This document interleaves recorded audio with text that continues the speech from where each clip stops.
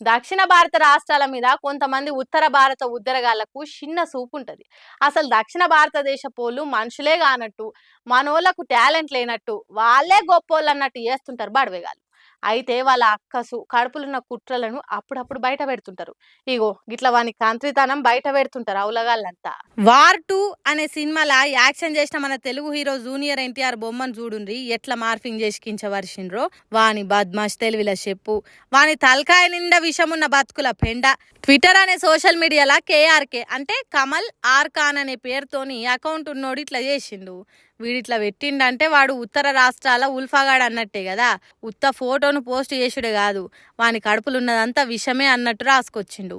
ఉత్తర భారతదేశ హీరో హృతిక్ రోషన్ కు దక్షిణ భారతదేశ హీరో ఎన్టీఆర్ కు మస్తు తేడా ఉన్నదన్నట్టు రాసిండు. అట్లా అనుడు కాదు, ఎన్టీఆర్ కు లింగు అనే పేరు పెట్టిండు. టింగు అంటేనే పొట్టి, కానీ ఎన్టీఆర్ టింగు కంటే ఇంకా పొట్టి అయినా లింగు అన్నట్టు రాసిండు ఎదవసాన్నాసిగాడు.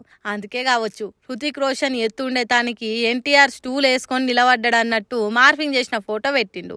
వార్ 2 సినిమా చూసి సౌత్ జనాలు నార్త్ శక్తి ఎంతటిదో తెలుసుకుంటారని బల్పు మాటలు రాసిండు. అట్లా రాసింది ఎందుకో కాదు, పాలకు నీళ్లకున్న తేడా ఏందో తెలిపేతానికి ఇట్లా రాసినా అని ఎన్టీఆర్ కు ధన్యవాదాలు చెప్పినట్టు రాసిండు. ఒరే నార్త్ పిచ్చి బడవే, భారతదేశం అంటే సౌత్ నార్త్ అని ఇడదీసి ఉన్నదారా? దేశమంతా ఒక్కటే, మనమంతా భారతీయులం అనేది మర్చినవారా వేస్ట్ ఫెల్లో? ఇంత బల్పు, ఇంత కండ్లకు పొగరెక్కిన మాటలు దేశాన్ని విడదీసినట్టు మాట్లాడు ఎందుకురా బద్మాష్గా? నార్త్ సౌత్ భేదాలు తీసుకొచ్చి దేశాన్ని ఏం చేద్దామనుకుంటున్నావురా హౌలేగా?